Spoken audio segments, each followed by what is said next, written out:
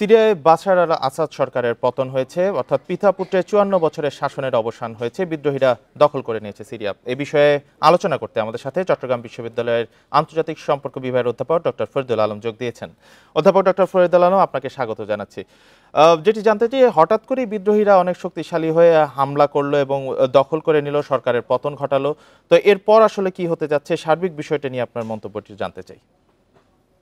আপনাকে ধন্যবাদ। বিষয়টি মনে হচ্ছে যে হঠাৎ করে আসলে বিদ্রোহীরা দখল করে নিয়েছে, আসলে সেরকমটি নয়।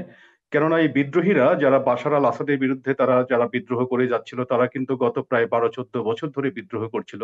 আপনার নিশ্চয়ই মনে থাকবে আরব বসন্তের সময় যখন একে একে আরবের বেশ কয়েকটি রাষ্ট্রের যখন শাসন ব্যবস্থার পতন হয়, তখনও কিন্তু সিরিয়ার যারা বিদ্রোহী ছিল, সিরিয়ার বিদ্রোহীরা কিন্তু বাশার আল আসাদের পতনের জন্য তারা কিন্তু সাংঘাতিক রকম ভাবে ঐক্যবদ্ধ ছিল এবং মার্কিন যুক্তরাষ্ট্র কিন্তু সেই সময় বিদ্রোহীদেরকে সমস্ত ধরনের মদদ দিয়েছিল।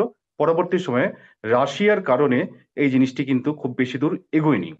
তারপরে অনেকগুলো বছর কেটে গেল। এতগুলো বছর কেটে যাওয়ার পর আমরা যেটি দেখলাম, বিশ্ব রাজনীতিতে ব্যাপক কিছু পরিবর্তন হয়েছে। একদিকে আপনার ইরান হামাস এবং হিজবুল্লাহকে সমর্থন দিয়ে যাচ্ছে, যেখানে গাজায় যেটি ইসরায়েলের হামলা চলছে সেইখানে। আবার আরেকদিকে যেখানে রাশিয়া ইউক্রেন যুদ্ধ, এবং আপনি জানেন যে বাশার আল আসাদ সবসময় রাশিয়ার সমর্থন পুষ্ট ছিল। এই বিষয়গুলো নিয়ে ইরান এবং রাশিয়ার মনোযোগ কিন্তু, যেহেতু যথাক্রমে আপনার মধ্যপ্রাচ্যের গাজা এবং ইউক্রেনের দিকে ঝুঁকে পড়ার কারণে এই বিদ্রোহীদের যে তৎপরতা, সেই তৎপরতা রোধ কল্পে বাশার আল আসাদ কিন্তু যথেষ্ট রকম সমর্থন পাননি। পরবর্তী সময় আমরা যেটি দেখলাম, ধীরে ধীরে ধীরে ধীরে, এটি অবশ্য লাইমলাইটে ছিল না, কিন্তু ধীরে ধীরে বিদ্রোহীরা শক্তি সঞ্চয় করে দামেস্ক পর্যন্ত দখল করে নিল, এবং যার পরিণতি আমরা আজকে দেখলাম, বাশার আল আসাদকে দেশ ত্যাগ করতে হলো। এবং আমরা যেটি নিশ্চিতভাবে ধরে নিতে পারছি যে সিরিয়ায় পিতা পুত্রের ৫৩-৫৪ বছরের শাসন ব্যবস্থার অবসান হয়েছে, বিদ্রোহীরা দেশটি দখল করে নিয়েছে, এবং সামনে হয়তো সিরিয়াতে বিদ্রোহীদের নেতৃত্বে নতুন কোনো সরকার ব্যবস্থা গঠিত হতে যাচ্ছে।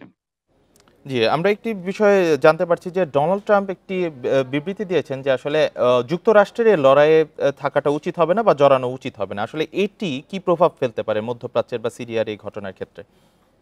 আহ, ডোনাল্ড ট্রাম্প এই বিবৃতির মধ্য দিয়ে তিনি মূলত যুক্তরাষ্ট্রের ভূমিকার বিষয়টি যেমন তিনি বলার চেষ্টা করেছেন, একইভাবে তিনি রাশিয়াকেও পরোক্ষভাবে এক ধরনের সতর্কবার্তা দিয়েছেন যে এই বিষয়টি সম্পূর্ণভাবে সিরিয়ার আভ্যন্তরীণ বিষয়, এবং এই বিষয়টি নিয়ে রাশিয়া কিংবা ইরান বা অন্য কোনো পক্ষের এখানে জড়ানো উচিত হবে না।